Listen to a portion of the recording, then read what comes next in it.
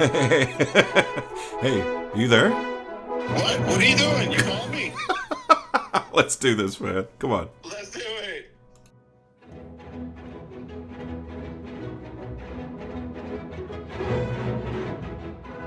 Happy New Year, Happy everyone. New Year. Welcome back to another year and episode of Between the Notes podcast. And I think today it's going to be a really interesting conversation. We're going to be talking about all things money.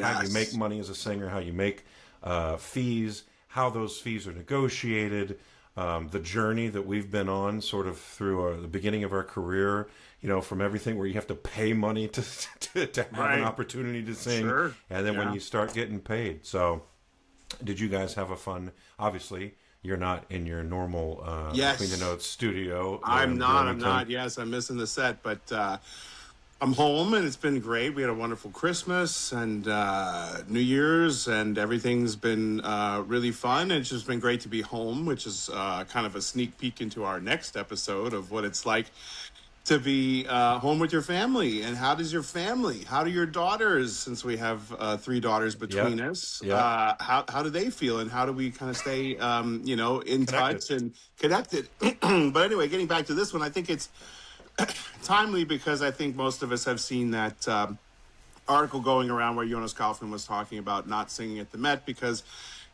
of the way they treated the chorus and the orchestra during the pandemic. But then I think Right. the more kind of buzzy part was also how he's not going to go back to Covent Garden, which Covent Garden was a big, place for him. He did a lot of stuff there.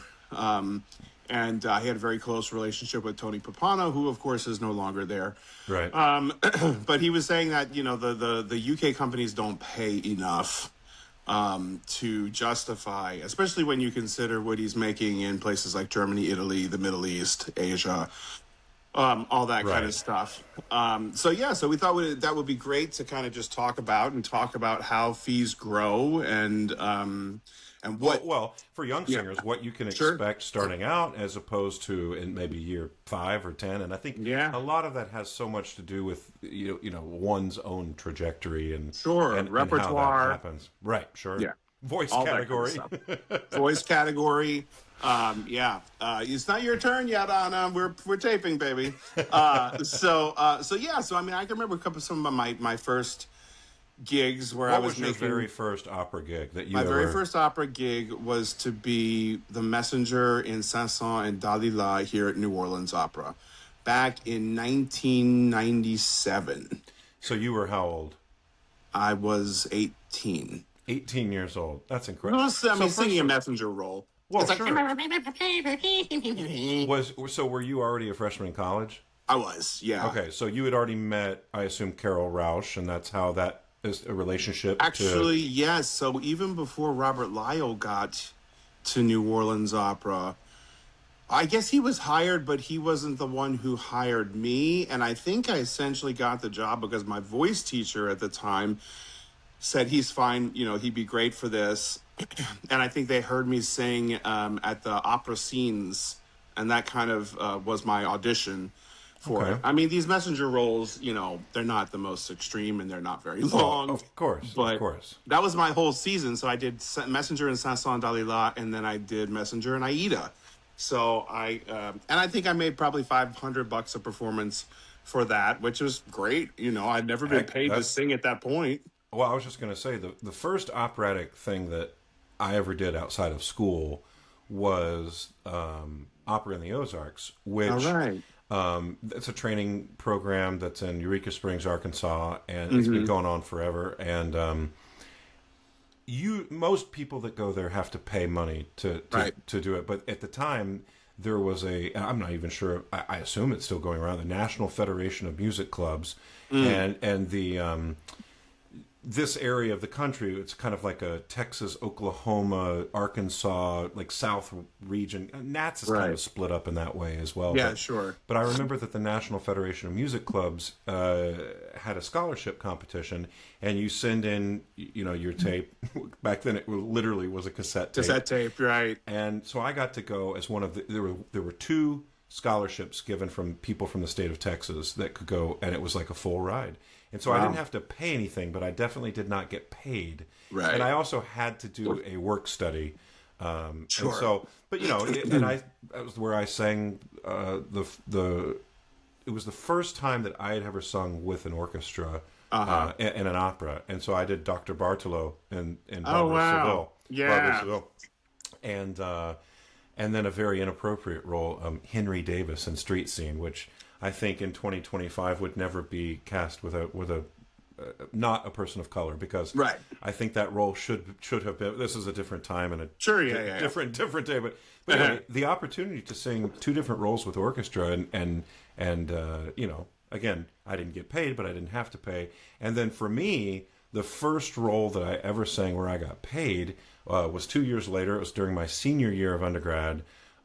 Again, my voice teacher at the time, Gerald Dolter, had a relationship with Fiora Contino, rest her in peace, who was at the time the general director of Opera Illinois, which was based in Peoria, of all places. Right. And apparently, so Peoria is known for two things, right? Like, it's where CAT, the construction, like they build, Oh, right. they build those tobaccos, and they build all these big bulldozers and stuff.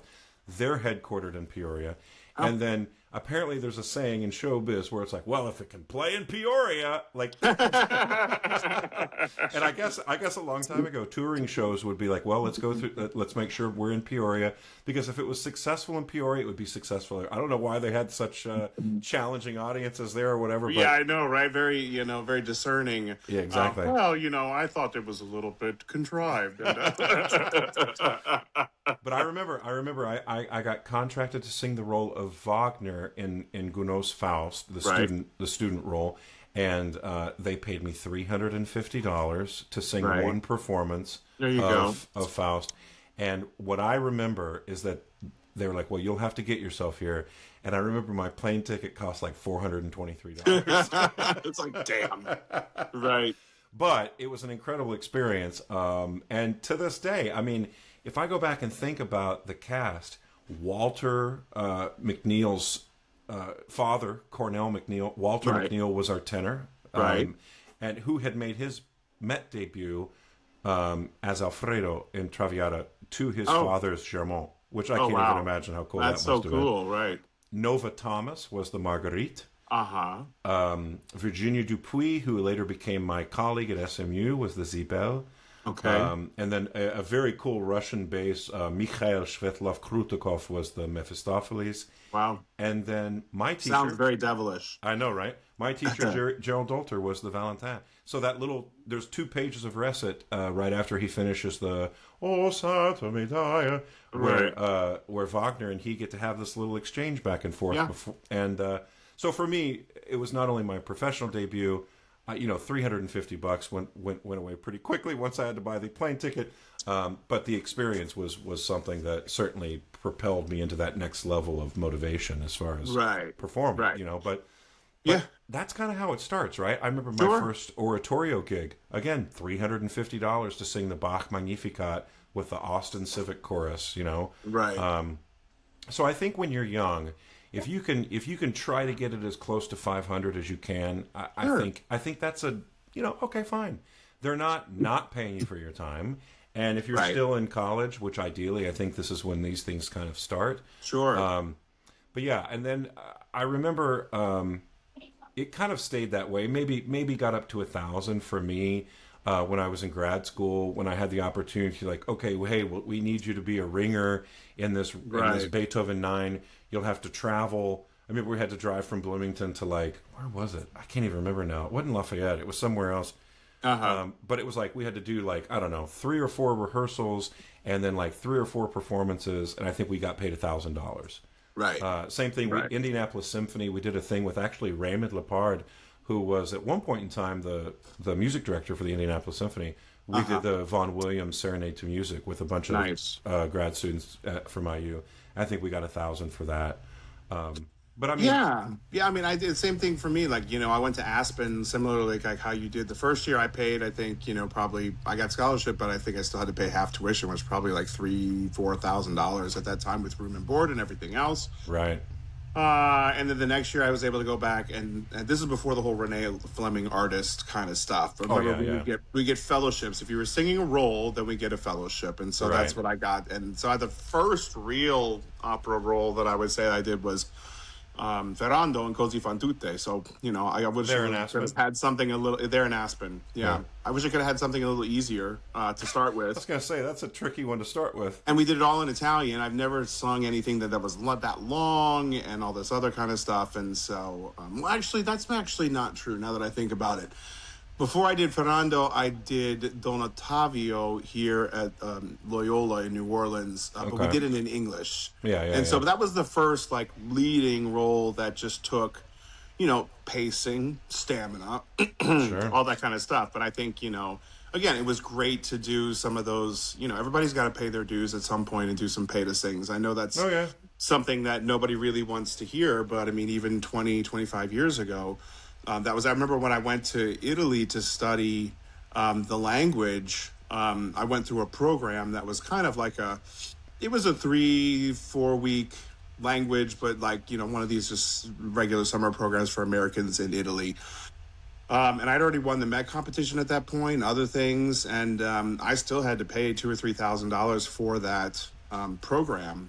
And then I stayed around and studied Italian language in Perugia after that. And again, this was even. I feel like singers sometimes these days are like, "Well, I've done this much. I'm not going to a pay to sing anymore." Well, I had won the Met competition, and I was still paying to sing in certain things. I So I think don't. yeah. Yeah, I just say that because I feel like sometimes people are a little bit like, I'm not doing that. Well, it's like, well, what it takes is what it takes. Yeah, and And I if think that, that there, yeah, I think that the danger is that there are so many different pay to sing programs. It's sure. very challenging to figure out which ones are just out to take your money and which ones are actually going to be an educational experience that you're going to walk away from feeling like you got your money's worth. You know what I mean? And Right, exactly. I mean, we have to pay to go to school. I mean, yes, a lot of us get scholarships and things like this, sure, but I mean, this idea that you should be, just given scholarships and do all this for free is kind of a little bit like, well, right, like I said before, everybody's got to pay their dues. yeah. But let's get into some more of this. So, like, again, I think for that, so my first professional role where I got paid And let's say was, with a manager. oh gosh, well, even before that, I did Tamino Oh, in okay, Grand Rapids, and okay, I think I made probably again maybe 1,200 a performance. mm-hmm. I think we did 3 performances, so by the end of that, like I was like having a check that was probably almost $5,000. I was like, whoa. Yeah, yeah, And Robert Lyle, who had New Orleans Opera, also had Opera Grand Rapids at that time. And very often these are how these things happen, right? Either a conductor or, somebody before you get an agent, someone says, wow, this singer is really talented. I'm going to give them this opportunity to do that and see what happens.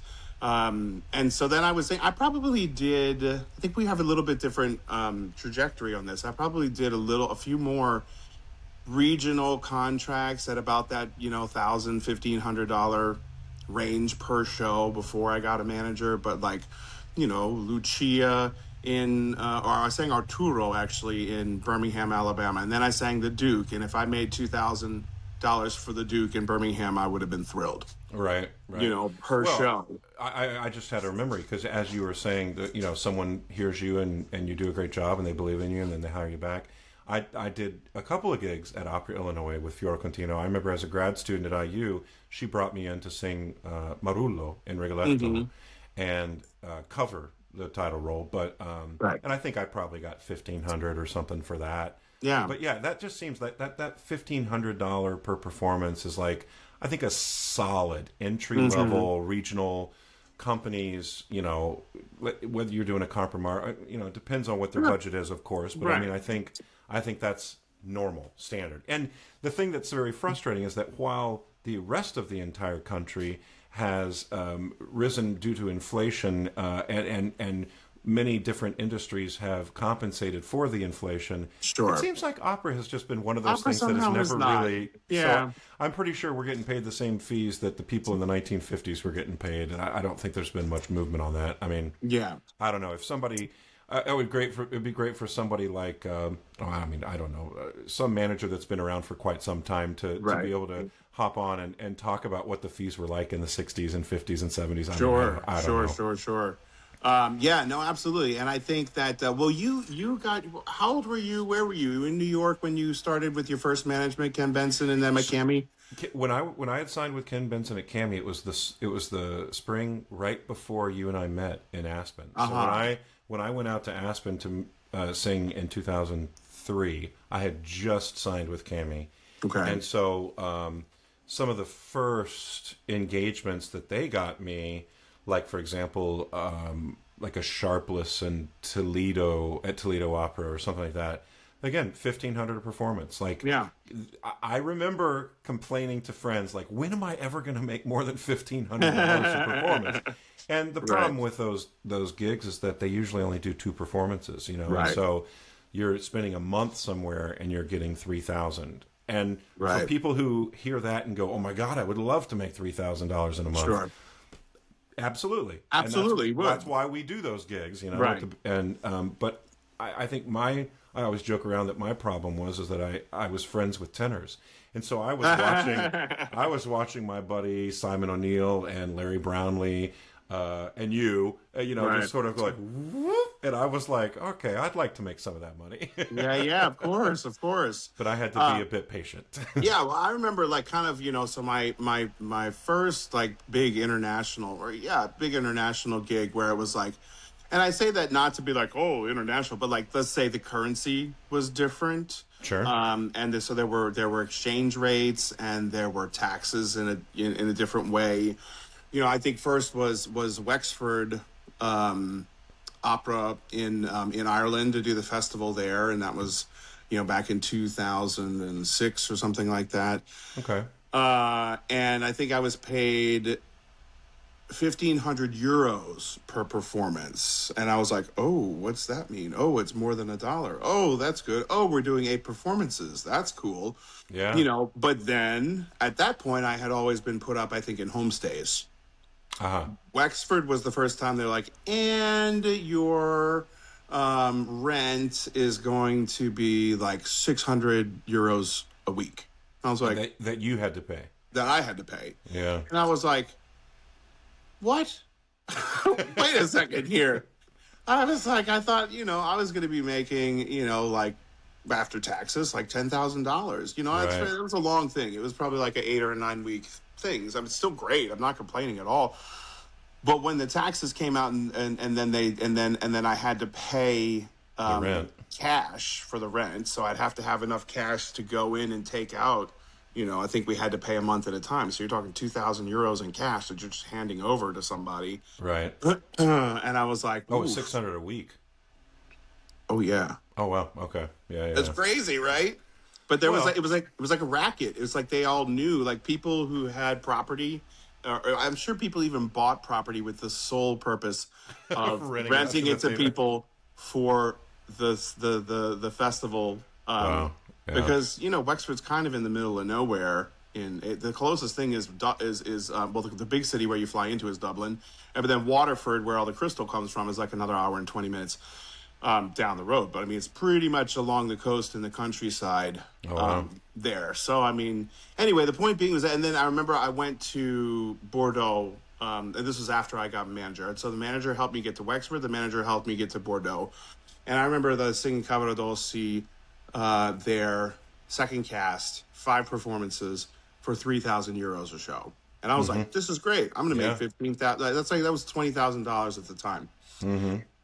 With the exchange rate from euros to Yeah, to exactly. USL. But then, I learned about French taxes and I was like, ooh.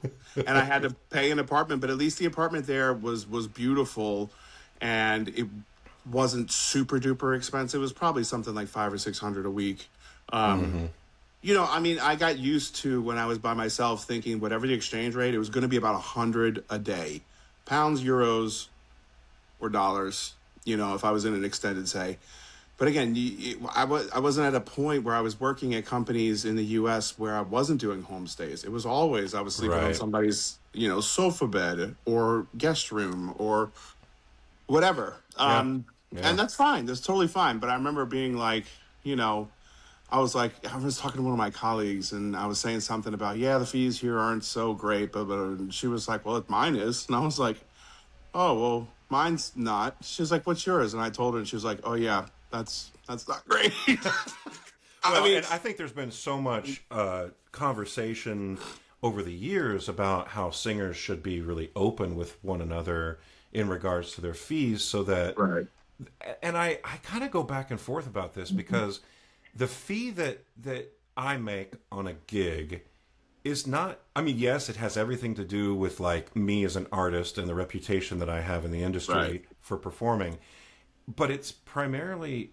a negotiated fee between my manager and the producing organization. right. And so if I go to this gig and the soprano says, "What are you getting for this?" Right? And it's like, Hmm. let's say, for example, I know that the only reason I accepted the gig was because they paid top fee for me. Right, right, And it's a role that has become like my signature role or whatever, right? right, And I know that the soprano is doing it for the first time or whatever the situation right. might be. Right? Sure. It's like, it's not going to help to let them know, oh yeah, I'm actually making, you know what I mean? It's just going to No, no, confuse no. and frustrate them. And I don't I know. agree 100% because it's like, I remember one time one of my managers told me that, like, okay, so this person, is getting this fee, or like something, like I got forwarded an email that I shouldn't have gotten forwarded or something like that by the assistant. Yeah.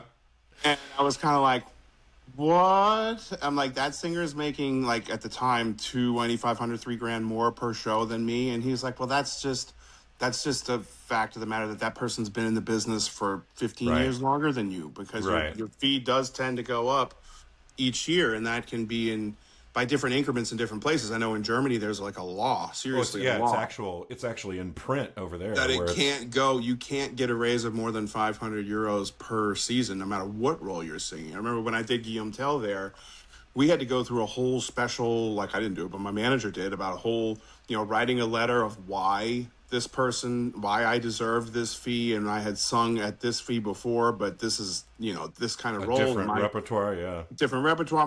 My career has a higher profile. I mean, all these things, factor in, because the it all for me, at least, it all comes back to ticket sales, right? They want the most ticket sales they can get. Some operas, like Bohème and Carmen and Butterfly, will sell no matter who is singing those roles, Yeah. as long as they can sing them. But I mean, if you're someone who has a reputation, or they can say, sang this at the Metropolitan Opera, or Seattle, or Chicago, or Houston, or France, Whatever. in Paris, all of a sudden, that is like the kind of thing that's going to make more people buy tickets for a specific singer. Like, oh, that singer sounds really great. Sure. That's why they get celebrities on Broadway, right? Like, not because they're so talented or Sell great tickets. singers, but they're like, oh, it'll sell tickets and people will come to see their favorite person, whomever that is. Yeah. But anyway, yeah, let's kind of get into this, to the nitty gritty of why would Kaufman say something like, call out the actual opera house and the country and all that kind of stuff. I think that it comes back to sort of what we were saying here about, when you see the bottom line fee, you're like, oh, that's great. And then you have to think, well, okay, Let's take there's 30% or 40% or depending on 60% for of taxes, the whatever it taxes, might be. and then living expenses. The living expenses, depending if you're traveling alone or if you have, any children. I mean, essentially what we're talking about is, how many bedrooms do you need? Right. Are you And renting a 2-bedroom or a studio, or what kind correct. of, yeah. And what neighborhood are specifically, you in? Yeah. I was just going to say, specifically in London, if you're trying to find a 2-bedroom apartment and you want to be close to the theater, if you're staying in Soho or Covent Garden or whatever, I Right. mean, yeah, I can understand how. I mean, it certainly becomes a much more significant part of your expenses that you're going to be, forced Sure. to spend when you're there. Sure. And But they're playing a business game, right? That it's like, well, if you're not that well known of a singer, we're doing you a favor or a service by putting you on our stage in front of our audience, and this is your right, opportunity to capitalize upon that. So we're not going to have to pay, you know, top dollars or pounds for you to come and do that. You've got to kind of prove yourself. I remember when I did the Butterfly at E&O, which was again my first, other than the Ireland Wexford thing, it was my first UK, certainly my first London gig, and it was like great Butterfly, but I think they paid me again maybe £1,500 a show. Now there were like 8 or 9 shows, Right. in the end, but I remember between the travel, the plane ticket, and then the housing, of which you know, E&O sometimes rehearses at a satellite thing. I don't know if you guys rehearse there at the Yeah. satellite. Yeah. They don't. Yeah, they don't really have the space because they're usually doing 2 or 3 shows in rep, and Right. so they don't have the space in their theater to rehearse there. So yeah, there's Right. usually So, 2 or yeah. 3 different rehearsal locations. So I mean, you know, during the whole 4 or 5 week rehearsal period, I had to take the tube out to this Oh yeah. 3 Mills studio, which was Oh yeah. way out in like northeast London, nowhere near. Anyway, just being that, I spent the whole check. There was no money Yeah. left. There was nothing left. And I remember I was going to Tesco, like, you know, like it's like a little, I don't know, Walmart or Supermarket. like Yeah. yeah, it's like their supermarket thing.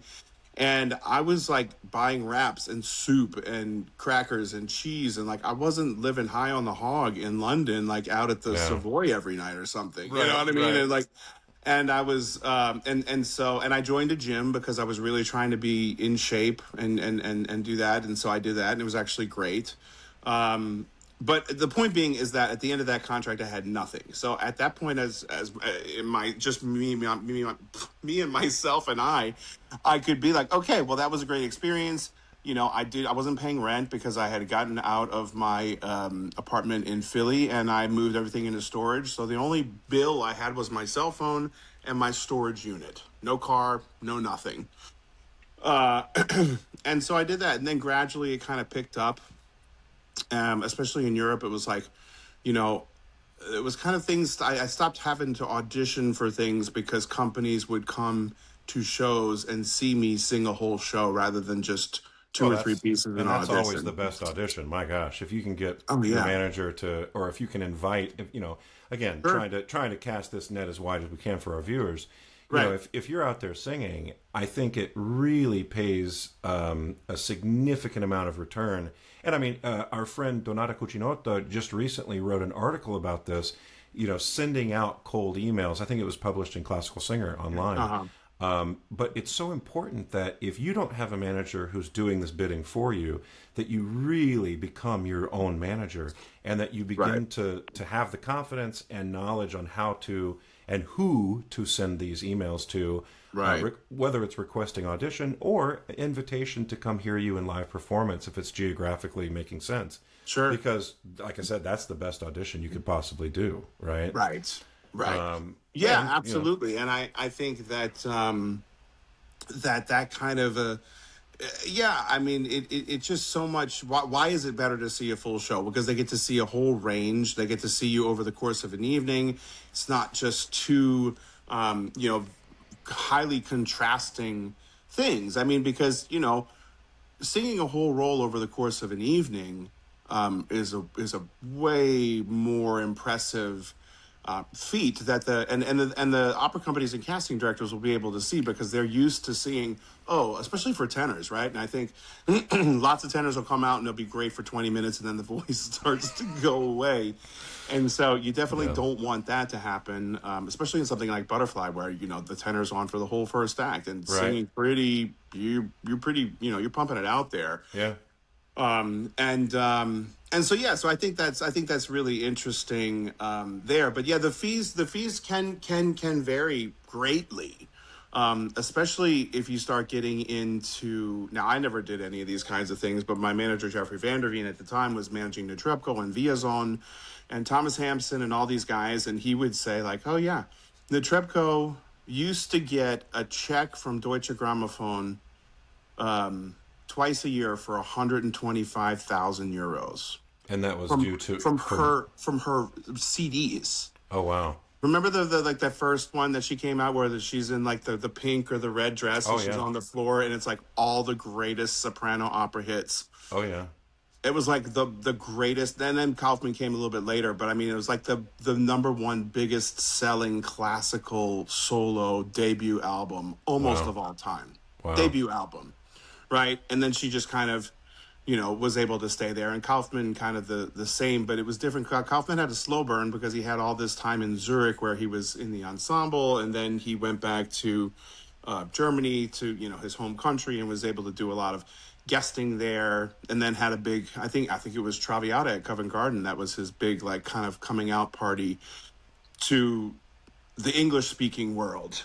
And it was with Georgiou. And then I remember before I went to AVA, so this would have been 2004, I saw him at the Met with Georgiou singing Traviata. And I was like, okay, that's impressive. Yeah, sure.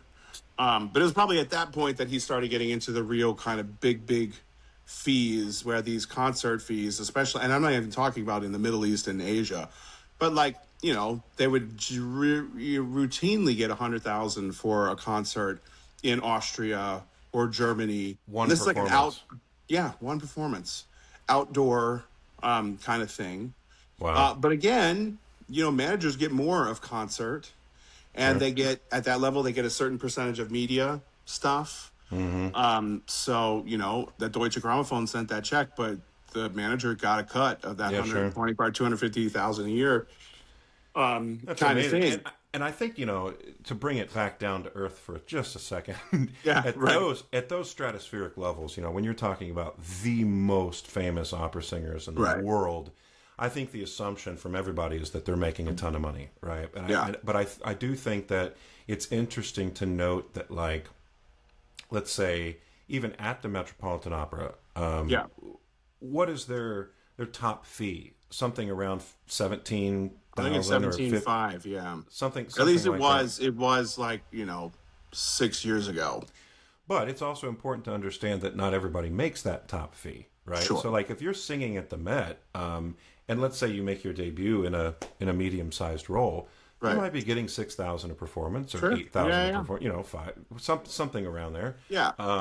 It just it depends a lot on the role that you're singing. It depends a lot on your profile in the industry. It depends a lot Right. on your manager and their negotiation skills, et cetera, et cetera. Sure. A lot of people's first introduction to that company is with covering, and I Yeah. think, you know, for covering you make 3,000 per performance when you're covering a role, and then there's an additional clause in that contract. Should you go on, then you'll be paid, you know, whatever that negotiated Excellent, fee is, right? Right. But, you know, around the rest of the country, a lot of these companies that are performing, well, let's say even the ones that are performing 5 roles, you know, or 5 performances rather, like somewhere like Atlanta or I don't know, used to be Houston. Yeah. Houston, yeah. Those companies can offer more, you know, and again, Houston is such a different company. I mean, I think they've operated in the black now for a while. Like, they Right. just have so much, you know, gas and oil money down there. I think that Right.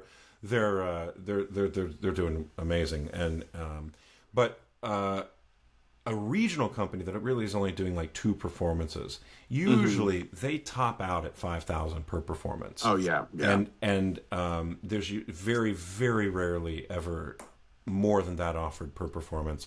Sure. But you only have to be there for 3 weeks, right? And so you rehearse Right. for 2 weeks, then you do move into the theater, and then you do a Friday night and a Sunday matinee, and you go home with 10,000, or let's Yeah. say, if you're not making top fee and you're making 3,000, then you're getting 6 for the show. But those Right. three, so it's good and bad, I guess, in the grand Yeah. scheme of things. But And then you string those things together, and all of a sudden you've got, you know, 60, 80, 100,000, yeah, for the year, yeah. you know, for the year. And that's great. And you're Yeah. singing, you I know? think that's the thing, right? It's like so many times people relate success or like I've made it, like whatever the heck Right. that is.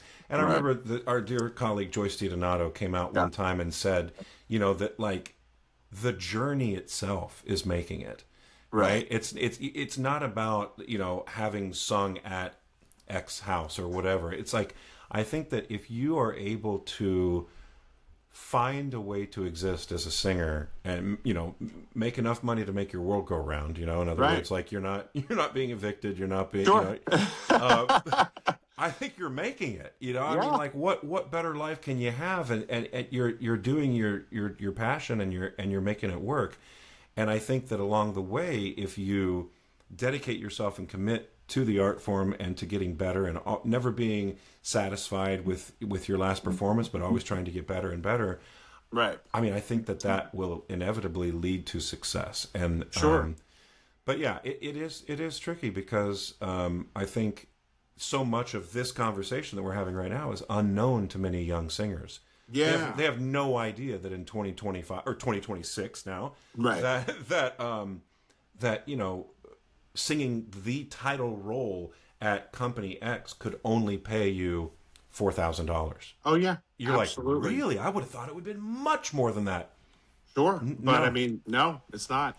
I mean, I just want to get back to the London thing, and this is like similarly to New York. That what Kaufman was saying is that so Covent Garden's top fee last I heard was £11,000 a show. Okay. Which would translate to about $15,000, or at least at the time when I was doing that, that's what it translated to. And now, of course, the benefit there is that they usually do 6 to 8 performances of things, right? Right. But again, the price of the apartments in London, I think, is even worse than New York. Yeah. And so I think when he says that, that's like a big slap. But I mean, the UK has always been known for having lower fees than the rest of Europe. They just, and they kind of would say, yeah, but there's the exchange rate, and our taxes tend not to be so bad, certainly as Germany and France. And some of the Spain, Italy. I mean, Italy, it depends. But it's just one of those things that it's like, well, yeah, okay, you hear that they're making these things, but as you said, they're not always making the same fees. And if he can make €25,000 in Munich, which is his home company, it's where he's from, Right. and he's only going to make 15,000 in London. I mean, he has nothing to prove anymore. I mean, I think he's pretty, everybody kind of knows that he's one of the top, and at least the kind of top of the old guard. And by old guard, I mean not coming out in the past 5 years. Right. Kind of a thing. Because I remember when I was in London, one of the first apartments I stayed in, he had stayed there before. And I know he was making a hell of a lot more money than I was at that time, but he still was choosing to stay in a 1-bedroom that was about a 10-minute walk to the theater. Yeah. And so, and there's just all this kind of stuff. I mean, also, he's not as young as he used to be.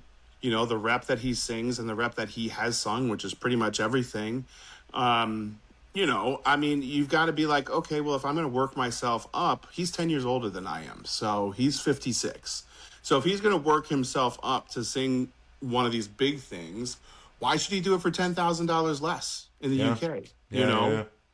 And so there's all these different kinds of. Let's say this: there's two sides to every story, Sure. right? It's like, well, when I first read that article, I was like, whoa, it's like, and I think that's why they printed it with the headline as such, right? Because they wanted to make sure that he hates the UK. He's too good for Covent Garden. No, kind of stuff, and it's way more, But I mean, he's gotten to the point to where he can, he's kind of earned the right to say what he wants, and do what he wants. But anyway, I think that that's a really interesting kind of look into the stratas of different fee structures, and all that stuff. And so yeah. I mean, I guess the only part of the formula that we haven't really discussed, and you touched on it briefly, was that when a manager takes their cut of what we make, stereotypically in this industry, managers take 10% for opera, and they take usually 20% for concert, sometimes 15%. It just depends on who it is and what it is. Yeah. And then there's different other things, but that's the most common stuff, right? It's like whether you're doing concert work or whether you're doing opera, fully staged opera stuff. Right.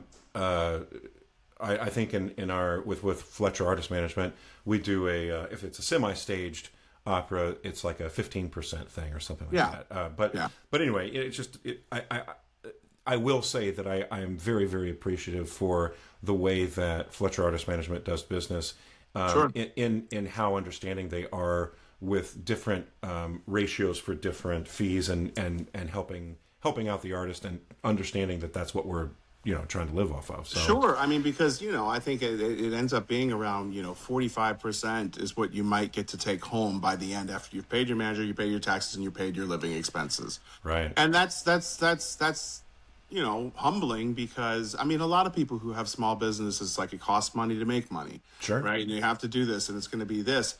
But 45% is hard to swallow when you're like seeing the bottom line of, like, this is $100,000 contract. Well, it's right, actually a $42,000 to $45,000 contract, which is still great. yeah, But don't spend like you're making 100 when you're actually making 42, because Visa doesn't care. yeah. Nor does Amex. That's right. That's right. I Nor remember does that not nor does the tax man in the US, which is the first time I realized that I had to pay tax on what was left over from, Talk a little bit about, I've only done a couple of things internationally, but you spent a great deal of your career over there. Talk a Yeah. little bit about how taxes work when you sing in France or you sing in Germany. Sure. You pay taxes there. Do they typically take out the taxes from those Always. checks? Always. Right. And so you get your check, and it's already taken out the country of origin tax. But then, aren't you expected to pay taxes as well in America on that fee? You get a tax credit for what you've paid, Right. For taxes that you have paid, you get, a little form that says, of this, blah, blah, blah, You've Mr. already paid. Email has paid, such and such thousands of whatevers, euros, Right. pounds, whatever, in this. And then you take that as a deduction, essentially off of your gross. Right. Right. So if your gross is whatever, then you kind of take that out. Yeah. And then also your flights and your housing, all that kind of stuff, also tax write-offs. Yeah, but, I mean, case in point, you need to find yourself a great tax accountant that understands the entertainment industry and the importance of taking those itemized deductions, because at the end of the day, it's going to reduce the amount of money that you then have to pay. Correct. So I mean, there are people in New York that specialize only in international performing, careers. Yeah. Because it's such a specialized field of having to know. Because you also, I think we've both done this. There's a Social Security form you can fill out for the UK where they will take out less. all right. Or they Right. won't take it out at all. Right.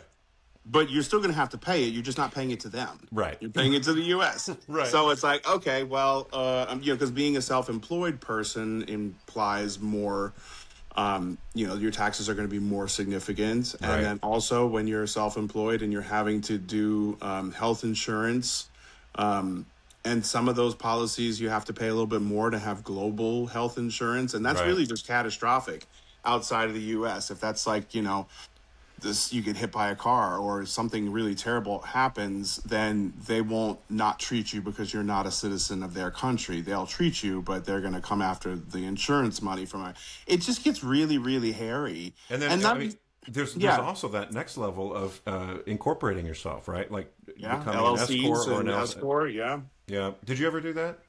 I did. I Yeah. did mainly for a certain aspect, the recording aspect of my business. Right. My dad did my taxes through all that stuff, and he Oh, wow. just took the time, because it was me, his son, to just figure out how to do all this kind of stuff. And he didn't get into the weeds with any of the, there's another thing in France called congé de spectacle, where it's like literally a percentage of what you've made as a performer that they put in an account and they give it to you for vacation. Oh, nice. It must be nice to be in France, right? So we would do this. We would do this for, And you don't have to pay that. taxes on that? You pay the tax, but then you actually get it back. Oh, I see. Okay. So, but you have to prove. You have to say where you're going, and you have to prove. You have to send them your receipts and all this kind of stuff. And it's of course all in French.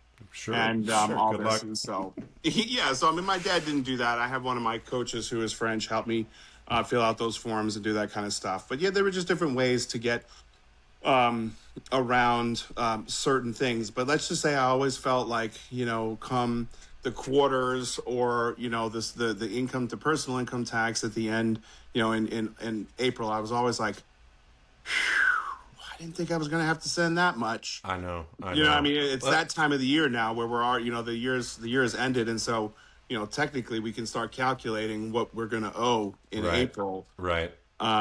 It's always more than you think it's going to be. And every time, like you said, every time you're like, oh, why didn't, so I think we would be silly for not encouraging those, and there's tons of information out there. Sure. People have written articles and books and stuff about this, but if you can be disciplined to set aside, let's say at least 25, maybe even 30% of every singing check that you get, and you just set it aside into a savings account, maybe a high yield interest earning savings account. Sure. And then by the time that April comes around, you're set. Now, I understand that real life things happen. And I've been there more times than I can count where you get the check and you pay your commission and you're like, well, I have to use all this to do this. And then you start thinking ahead like, okay, well, I have that gig in March, so that can pay for... Right. But it's a dangerous place to be. So if you can already start helping yourself out and just every time you get that check, pay whatever you have to pay to your manager or whatever, 30%, put it in a side account. I think it's going to help you. But I think where anybody can get kind of in the weeds here is like, well, I worked really hard for that. I want to give myself a present. Oh yeah. Well, there are presents, and then there are presents. You know what I mean? It's like you can get a nice bag or something for like $300, or you can get a nice bag for $3,000, or you can get $100 sunglasses, or you can get a $500 sunglasses. Yeah. And I'm not saying that I've ever done. Well, maybe I've done some of those things, but I've watched my colleagues. Blow, especially some of the Sopranos when they get their their first couple of fees in the bank and they go down to Harrods or one of these places and they're like, oh, but it's been calling to me this it's like, well, there you go. Well, and you're making that soprano money, so that's right. Which is still not turning money. What are you gonna do? I know, but right? Weber Grills and Big Green Eggs and all these things. Baritones, we get paid the medium bucks, No. No. Well, listen, we should wrap up. We should wrap up. I think this is a great opportunity to remind people, if you've got questions that we didn't talk about, or please make comments. We'll answer all your questions in the comments. So if you have specific questions about fees and money and how it happens in this industry, don't hesitate to reach out. We'd love to answer your questions. Absolutely. And Happy New Year, everybody. We'll talk to you soon. See you soon. Thanks so much for joining us on Season 2 of Between the Notes podcast. Please remember to like and subscribe to our videos, and we will see you next time.